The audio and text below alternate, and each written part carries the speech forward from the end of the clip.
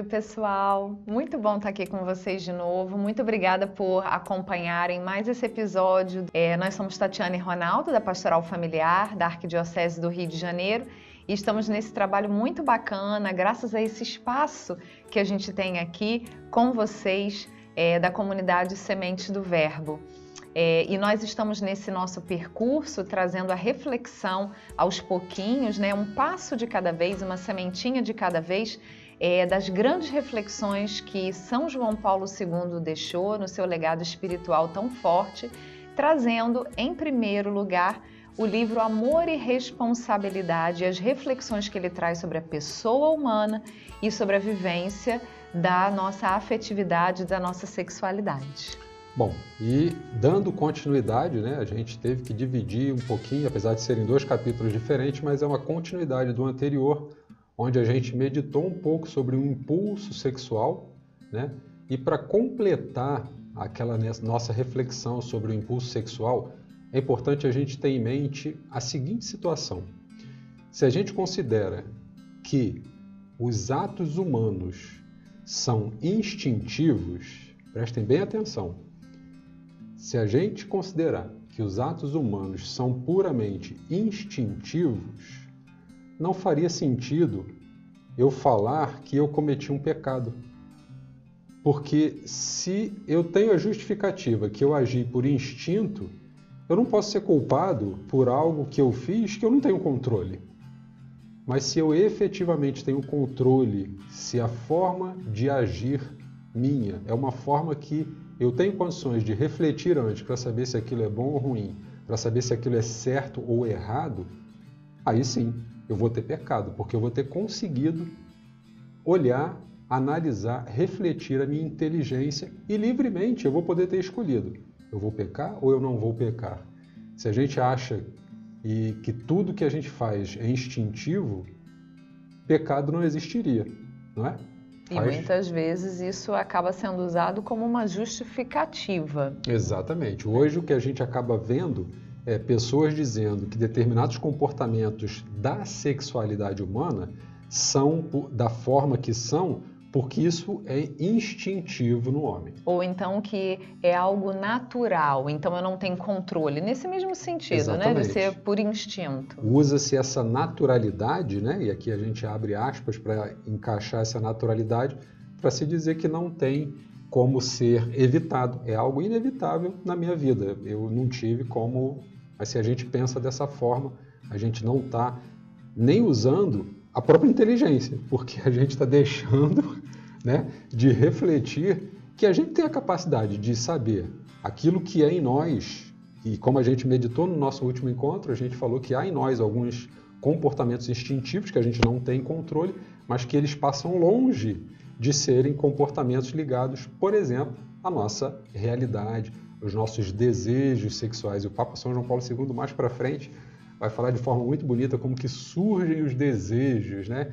Então, é um caminho que a gente vai percorrer, a gente acaba adiantando algumas coisas porque a gente vai lembrando e vendo como é bonito, né, o Papa São João Paulo II fazer esse percurso com a gente. Vencida essa etapa, quando a gente fala de impulso sexual, todo homem, todo ser humano, né, é um ser sexuado por natureza. Aí sim, por natureza. Somos homens e mulheres. Somos mulheres. O fato de pertencermos a essa natureza, né, como homens ou como mulheres, a gente vai passar a ter algumas características que vão identificar a minha masculinidade e que vão identificar a feminilidade da mulher. Eu aposto, inclusive, que muita gente que assiste, que acompanha a gente, já vê logo algumas características nossas, não só da nossa personalidade, mas até pelo fato também de sermos homens e mulheres. Exatamente. Né? Só em nós dois aqui, né? E a gente percebe que essa orientação que nós temos, essa tendência sexual que é uma orientação, é algo natural em nós e ela tem características internas, ela se manifesta interiormente de determinadas formas e ela se manifesta exteriormente também. Essa tendência sexual tem essas 2 características, né? E você talvez se pergunte, mas por que a gente tem essa tendência? Por que a gente tem esse agir né? Esse impulso, e aqui eu posso usar a mesma palavra, esse impulso da gente ir na direção do outro. O Papa São João Paulo II explica para a gente que existem duas características. A primeira dela é o fato da gente ter desejo de encontrar no outro, né? E a gente já falou isso alguns encontros atrás, aquilo que eu não tenho. Características físicas e psicofisiológicas, né? Que aí engloba uma série de coisas dentro dessas características que eu não tenho e que eu naturalmente vou buscar no outro, né? Para me completar, para fazer com que eu aprenda determinadas coisas, né? Para fazer com que a gente mesmo, quando pensa no sacramento do matrimônio, né? E mais uma vez a gente vai dar o exemplo, talvez se a gente não estivesse falando sobre semente de amor, seria bom a gente falar sobre preparação para o casamento, né? Porque como a gente dá exemplo, mas é porque o matrimônio de fato, né? E o Papa São João Paulo II fala que só ele pode ser caracterizado como verdadeiramente a manifestação desse amor verdadeiro, né? Onde você olha o outro como pessoa, tal. Mas isso é um assunto para mais para frente.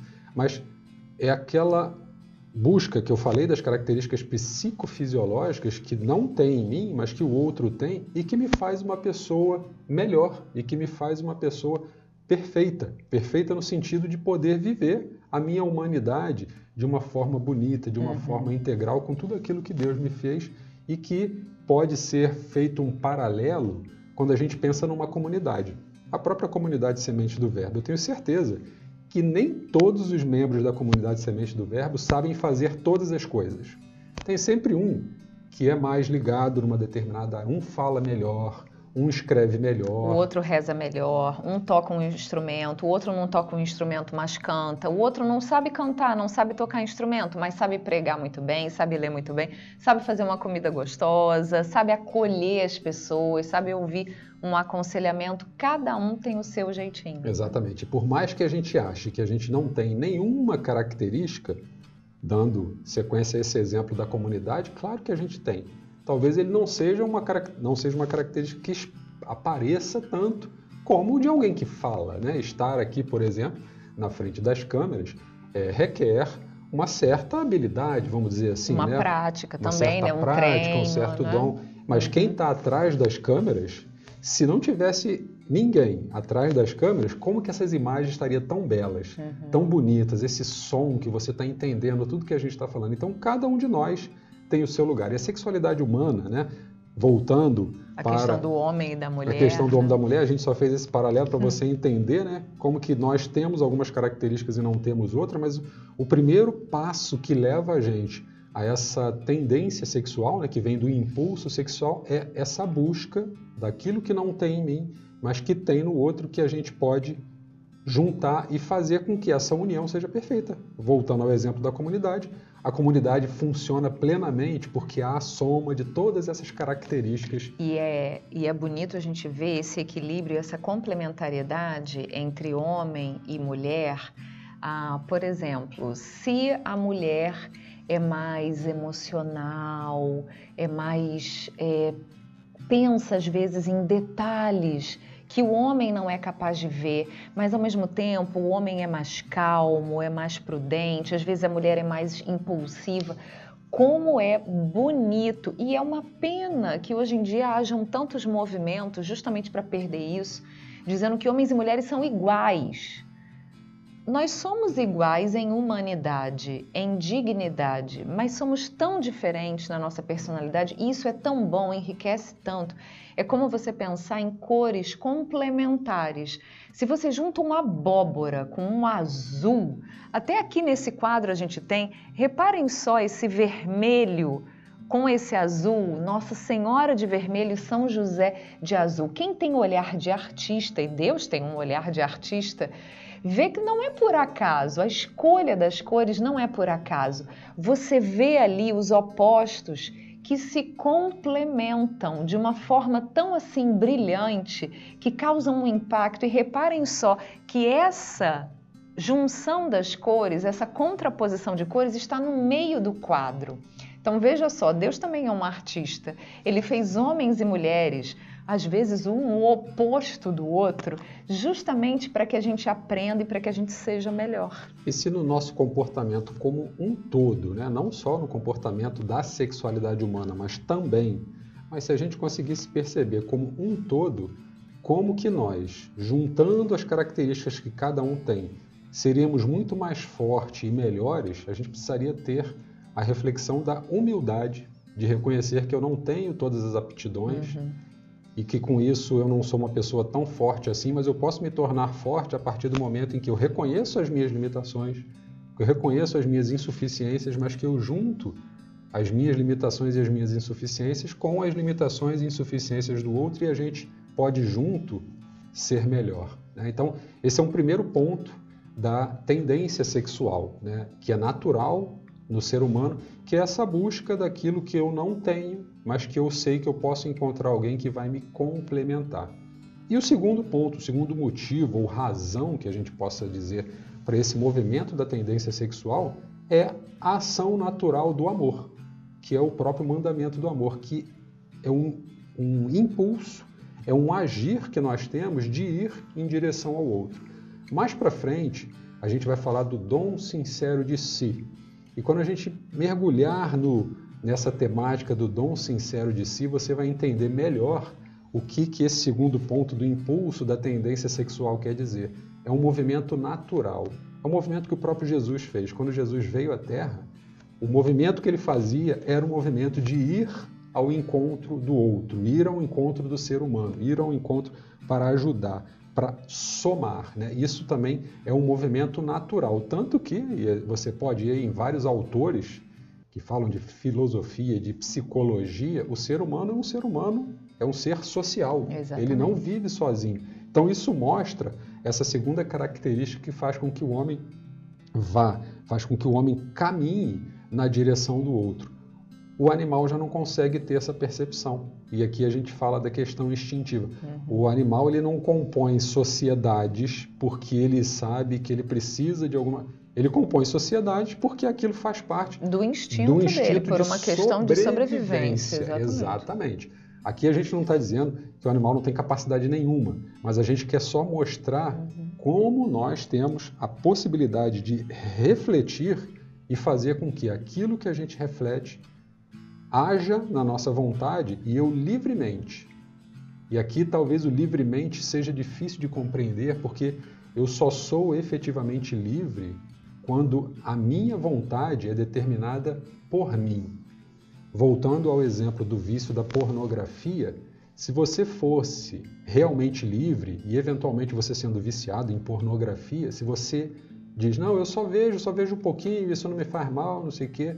Se você for realmente livre, você realmente quiser o melhor para você, tome a decisão de não ver mais ações, vídeos, fotos pornográficas. Se você conseguir parar efetivamente de ver, você é livre, você não está presa, mas a tendência do ser humano é estar preso, fazer com que essas coisas o aprisionem, e aí está a grande deficiência nossa, porque a gente faz com que a nossa vontade não sobreponha, né? Não sobreponha ao nosso modo de agir e a gente fique escravo. Em alguns casos é necessária até uma ajuda profissional, né? De um psicólogo, um psiquiatra, né? Porque é um vício mesmo, como uma droga, como qualquer outra droga. Então a gente vê com isso que o nosso impulso sexual, nossa tendência sexual também existe em nós para que a gente eleve a dignidade da pessoa, né? Porque a gente busca o outro para complementar o outro e para nos complementarmos naquilo que nos falta, e a gente tem a tendência de ir em busca do ser humano, que é o outro, que é o próximo. Por amor. Por amor, que é para viver o mandamento do amor. E, como de costume, a gente tem a pergunta, né? As perguntas têm chegado, você pode também pelo chat, pelo e-mail, enfim, pelo Instagram, pelas redes sociais da Sementes do Verbo, também enviar a sua pergunta para a gente construir esse programa juntos com você. A pergunta de hoje é da Ângela, e a gente sempre procura trazer alguma pergunta que tenha a ver com o tema do nosso programa, a gente vai pensando ali. Queria que vocês falassem um pouquinho sobre as diferenças entre homens e mulheres. Pois é, Ângela. Nossa, são muitas, né? 5 anos para falar muitas diferenças. Se você quiser para se aprofundar e conhecer um pouquinho mais, tem um livro, não é um livro religioso, mas fica para você aqui Já até a sei qual é o dica. livro que você vai falar. É um livro escrito por 2 psicólogos, por um casal de psicólogos americanos. O título é apelativo, mas não se preocupe porque o título não tem muito a ver com o livro em si. O título é Por que os homens fazem sexo e as mulheres fazem amor. Mas não é um livro vulgar nem nada disso não. Como eu falei, o título é só para conseguir vender, mas o livro é bem interessante. Ele fala de um estudo filogenético, ou seja, um estudo que vai analisando homens e mulheres desde lá do tempo das cavernas, né? Então, o que existe de natural na nossa constituição psicológica e comportamental desde lá do tempo das cavernas, que de alguma forma explica certos comportamentos que são tipicamente masculinos e femininos. O ser masculino e feminino não é só algo cultural, né? Como infelizmente hoje em dia se tem essa corrente, essa tendência, né, digamos assim, que vem dizendo que homem e mulher não existe. Isso é uma construção da sociedade. Basta ter 2 neurônios e juntar os 2 para você olhar e ver o óbvio. Né? E só você homens e mulheres são diferentes. Você constata isso olhando para a realidade. Exatamente. Você não constata isso precisando ir na história e pegar grandes teorias filosóficas ou teológicas. Mas você olha para a realidade e você vê o que nos cerca e como que é o comportamento do homem e da mulher. Homens e mulheres são diferentes, muito diferentes. Somos iguais em dignidade, mas somos bem diferentes. E esse livro que a gente falou aqui, a gente sempre dá dica de livro, a gente não vende livro não, viu gente? Não ganha comissão, mas é porque a gente acha bacana, como o nosso tempo aqui é curtinho, a nossa ideia é plantar uma sementinha. Então você faz a semente crescer, né? E aí você, exatamente, rega, cuida. E esse livro é muito interessante porque justamente ele fala dessa beleza e como isso pode ajudar nos nossos relacionamentos. Por exemplo, uma coisa super prática que acontece com a gente, enquanto casal mesmo, né? A mulher, isso é uma das coisas que o livro fala, e quando eu li, eu falei, nossa, mas realmente é verdade. Dizem que as mulheres falam mais do que os homens. Na maioria das vezes falam mesmo, né? Só um pouquinho. Mas por quê? Porque em nós a fala está ligada à interação. Então a gente fala até sem motivo. Por quê? No homem a fala ela é informativa, ou seja, o homem só vai falar quando for alguma coisa que ele achar importante, relevante, necessária, urgente. A mulher não, a mulher vai falar para ajudar a criar vínculo. Então é por isso que eu chego de noite do trabalho, Ronaldo também, e aí a gente senta à mesa para jantar, que bom, fazemos a nossa oração, e ele fica calado comendo, e eu não me aguento, e eu começo, e aí, como é que foi hoje? Como é que foi o seu dia? E ele já para me zoar, porque ele sabe disso, ele fala, foi, não tem nada de especial, não tem nada de importante. E a mulher não, eu quero conversar por conversar, para manter a interação. Esse é um exemplo, tem muitos exemplos, mas eu acho que a grande questão é percebermos e aceitarmos essas diferenças, não como algo imposto pela sociedade, mas como algo natural e bonito e enriquecedor. Não achar que o fato da mulher, de forma preponderante, falar mais do que o homem, e o homem, de forma preponderante, falar menos, que seja um defeito da mulher e que seja um defeito do homem. Não, são características que nós temos. Pode ser que você conheça, eventualmente, um homem que fale mais do que um esposo que fale mais do que a esposa, mas de forma preponderante isso é um comportamento, mas não precisa ser tomado como defeito. Falar muito é um defeito, falar pouco é um defeito, ou falar pouco é uma qualidade frente a esse outro defeito. Não, são características que nós temos. A mulher é mais impulsiva, decide mais rápido. O homem fica pensando, ponderando. Aí é qualidade ou é defeito? Não é. Em certos momentos vai ser bom ter alguém que decida mais rápido, que tome a frente, que tome a iniciativa. Em outros momentos vai ser bom ter alguém que, né? A gente vê, por exemplo, 2 mulheres que tomaram a iniciativa, que tomaram a frente. Eva, que deu ao homem o fruto proibido. E Maria, que tomou a iniciativa, na festa de casamento ela já percebeu, como boa mulher, né?